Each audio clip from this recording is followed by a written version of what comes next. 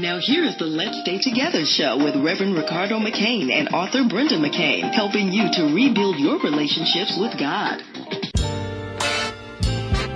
Hey, and welcome to the Let's Stay Together show. I'm your host, Reverend Rick McCain, along with my baby, my girl, my boo, author Brenda McCain. Welcome to the Let's Stay Together show. How you doing, baby? I'm doing good. You're doing good. I'm doing great. You got two of my favorite first ladies in the house, so I'm doing awesome. Oh, that's sweet. I'm glad you're doing awesome. Okay, you ready for me to do my Yeah, spiel? do your thing, girl. Okay. Welcome to the Let's Stay Together Talk Radio Show, where we learn the rhythms of our relationships, and to know our glory, you have to do what, babe? You've got to know our backstory. That's right. And tonight's topic is, can you find love and hope in a hopeless place? We're talking about the homeless tonight. Homelessness is an increasing epidemic plaguing the United States, striking Americans of every age, ethnic group, and religion, hitting urban and rural communities alike. The homeless population includes people from all walks of life. In the U.S., more than 3.5 million people experience homelessness each year. Just last year, the national poverty rate rose to include 13.2% of the population. People become homeless for a variety of reasons. Homelessness is primarily an economic problem and is also affected by a number of social and political factors. To help us discuss these factors in finding love in a hopeless place, the McCain train would like to welcome our guest, none other than, drum roll, Reverend Dr. Alexis L. Felder of New Faith Baptist Church International. She has a strong passion for missions and outreach ministry. She is the founder and president of the Joseph Assignment Project. They are committed to responding to the needs of the world's poorest children and families by addressing their basic human needs. In our strides to transform the lives of the world's poorest children and their families, our vision, mission, and foundational beliefs are the driving force of who we are and what we consistently achieve through our efforts. Now we have, can I get another drum roll? Okay. We have Reverend Sellers Vine of New Faith Baptist Church International. My guy. Rick's guy. Mm-hmm. He works alongside First Lady Reverend Dr. Alexis L. Felder with the Joseph Assignment Project to help the less fortunate. Our vision is to meet basic human needs in a manner that goes beyond what is typically considered charity. The Joseph Assignment provides effective tools for sustainable development. And I need that last drum roll because I don't want to slight no one. Okay. We have Resurrection Graves. She is the founder and CEO of Glory Soldiers Global and Invincible Vision. Her speaking topics are homelessness and poverty issues, child sexual abuse prevention and healing, entrepreneurship, small business, and vision development. Now, if you want to know more about all of these beautiful people, please go to our website at www.letsstaytogethertalkshow.com. Well, hey now. Hey. I'm going to give you a quick scripture right now. I'm going to Matthew 25:35. It says, "For I was hungry, and you gave me food. I was thirsty, and you gave me drink. I was a stranger, and you welcomed me." Isaiah 58:7 says, "Is it not to share your bread with the hungry and bring the homeless poor into your house? When you see the naked, to cover him, and not to hide yourself from your own flesh." Babe, you got something you want to add on to that? You got another scripture? No. Okay, well, yeah, I got a lot I got to add on here today. You know, we finna do our thing. Hey, you know, one of the things that I'm going to start off with, First Lady, Chicago right now is going through elections. You've got Rahm and you've got Chewy.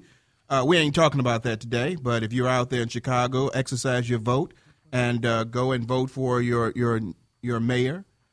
So do that. And I'm just so blessed because I've got my choice of people that I want to vote for today with my baby, as Pastor say, my queen over here. I got my queen. I've got my First Lady and a person I've grown to have a good friendship with. That we've just really met each other, but he's just an honest and awesome man of God.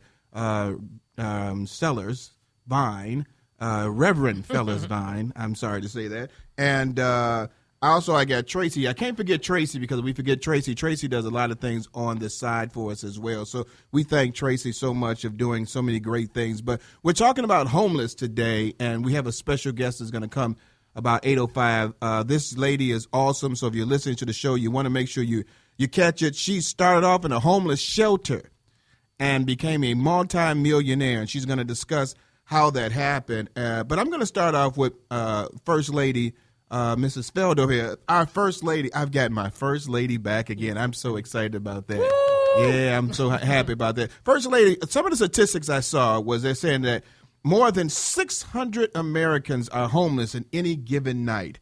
And they have this thing called the point of time estimate of homelessness. And they roughly say that there can be as many as 1 million. And statistics show from state to state that certain states have grown and some have increased. My question just generally to you is, why do we have such a big issue with homelessness? Remember back in the 70s and 80s, homelessness wasn't a problem. It was a short-term issue. Yes. People lost their jobs. We got them in low-income housing. They got jobs, and they were back to recovery. But then when Ronald Reagan and his administration started slashing things in the 80s, and they started taking away, they reduced low-income housing, they reduced all of the social programs. Then all of a sudden now we have this epidemic like AIDS. We have this crisis like Ebola that we've not been able to contain. And so at any given time, over 500,000 people are sleeping on the streets in America because they can't get into a shelter. And so this is something that we can cure, we can address it, and it can be eradicated. We just have to make sure that we get out to vote. Yeah, we definitely have to and do that. make sure that the people that we vote for don't lose the deal in the back room, because they'll say one thing on the floor, then they go into the back room and they'll ask for the homeless money in order to give them something else. And so we have to make sure that what they're negotiating is what we allow them to negotiate with, and not what they feel, because the people who are making the decisions aren't homeless and haven't had the experience, perhaps, of being homeless, and don't know anybody immediately in their immediate family who's been homeless. And so those are the type of things we need to understand and be aware of. But homelessness was an easy fix back in the 80s. Yeah, it did seem like it was an easy fix. And, one of the things you said, for some of our Congress people and the people we vote for, we have to make sure that they care about this issue, is a lot of times they will tell you that they care and go in the back room they won't. How do you, I'm almost mystified. How do you make sure that individual that says they're going to do something does it without coming up with multiple excuses? We need to make sure we have the people who represent our interest in office. We can't say our vote doesn't count, because in other parts of the world they can't believe that Chicago's having a runoff. Yeah. And honestly, this is a conversation we've heard in other parts of the world about how is Chicago having a runoff between a global leader and a neighborhood leader. Yeah, but isn't that amazing? Was said today, I asked numerous people that live in Chicago, you get out and vote? No. And that's so hurtful. But you're going to complain about who's in office and you didn't get out and vote. You didn't get out to vote. And so you know what? We have to make sure that the people represent our interests, that they hear our voice. But there's no voice if there's no vote. And then we have to tell them what our agenda is and what's not touchable. What's untouchable? These are our non-negotiables. Education is our non-negotiable. That's right. The pipeline from school to prison. How are we going to fix that? Wow. Because that's part of the homelessness. Yeah. The reentry program. Once they're out of jail, they have no place to go. And so you have drug addictions, you have unemployment, you have mental illness, and then you have the prison issue. And we're piping our kids from 8th and 9th grade straight into the detention centers, from 11th and 12th grade straight into the maximum security prisons. Yeah, and a lot of times people don't realize is that the prison industry is a big lucrative thing for a lot of people, that they have stocks. Yeah, absolutely. And so they don't want to reform. There's no correctional in prison anymore. They don't want to reform them because they want repeat offenders. They want them constantly coming back in, and they have a selective group of people that they want to come in there a lot of times too. And so we have to be very careful when someone goes into prison, they come out because the society is not really interested in educating them at all. Well, prison used to talk about reform, but Yes. now it's privatized. So the more you come back, the more money we make. Right. What was $1 billion business? Yeah. going Right. on? Prison stock is one of the That's right. the highest stocks you can buy nowadays because they're more into someone being in prison than they are educated. They pay more money for a person in prison than they do to educate an individual. And so that's sad. Can Yes, I go ma'am. back to when I made the comment about the global leader versus the neighborhood leader? The deal is, though, the global leader has to listen to the neighborhood, and he can't forget the neighborhood as he's envisioning and as he's conquering the world and bringing it to Chicago. And so the place we are at as a city is a great place because our voice is being heard now. You know, when power is threatened, now everybody wants to listen and negotiate. So Chicago's probably in the best place it's ever been. Even though it's amazing to the rest of the world. We were in Jamaica, and they were saying, how are you guys, the guy worked for the president, how are you guys having a runoff? Runoff, yeah. Yeah, but he has to listen to us. Yes. And our issues have to be his issues. Right, because his lifestyle is different from ours. And so, Very different. he's our mayor. And so he has to listen to us. And so Chicago's in the best place it could ever be, and Chuy Garcia is the greatest guy to bring the fight to him. To remind him that he is one of us. Right. And so he needs to listen to us Yeah, that's if true. he's going to represent us and get our vote. Yeah. Okay. Well, I know tonight I want to educate or help educate our loyal listeners. So I want to really break this down with the first question of tonight is define to me, Reverend Vines, what is homelessness? Because a lot of people have different views of what that really consists of. Well, homelessness basically is, one that doesn't have a home to live in, basically. And that can vary from, whether you may not have a permanent place to live, but when you're living from family to family, you don't necessarily have a place of your own. You're living in temporary situations where you don't necessarily have a place that you can call your own. That's a type of homelessness. And I know we were going back a bit when we were discussing or coming up with the different types of people that are affected by being homeless. We can't forget about the veterans. You can't forget about the veterans. The runaways. The runaways. And they have sacrificed everything all the way down to their body parts. Oh, my God. And Then they come home and we give them nothing. And we give them nothing. And then you have a system that they fought for that turns their back on them.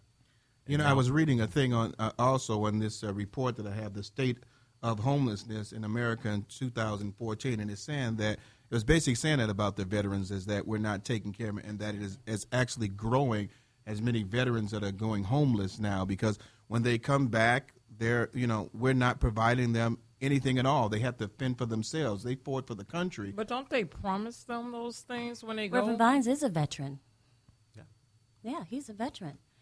I spent 4 years working for the United Nations and got a chance to see a lot of things. And my brothers, all my military family, my whole family was military. So coming back from the military and getting out of the military and understanding the level of what the effects of war and what that can do to a person, it is just a shame for a person to give all that they give, and then when they get back home and the thought is, I'll be taken care of because I have all of these benefits, and you literally come home to nothing. It's a shame. And we have more veterans because we have more wars. Right. Yeah, Since the Gulf War, we've been we've been at the state of 3 to 4 wars That's right. at a time. And so It's so depressing, but okay, that's a whole nother topic right there because I could really delve into that one. Yeah. But If I could just add in and say that in 2005, the veterans that were homeless, they're saying it's actually going down. In 2005, the 5,000.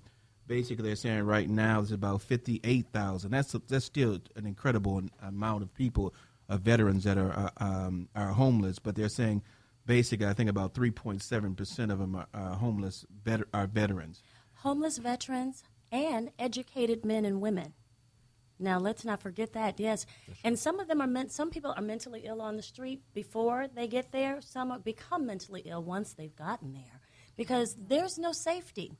I used to have a church in Atlanta called The Cup, where my entire congregation was homeless men and women. And on Sundays, they would come, and I would preach to them, and a Korean church would come and provide sandwiches and medical exams for them, and a United Methodist Church would provide clothes for the shelter. And so I would preach to them on Sundays, and these men were, Arthur was a classical pianist who got. So that makes me think of back in the day growing up, I always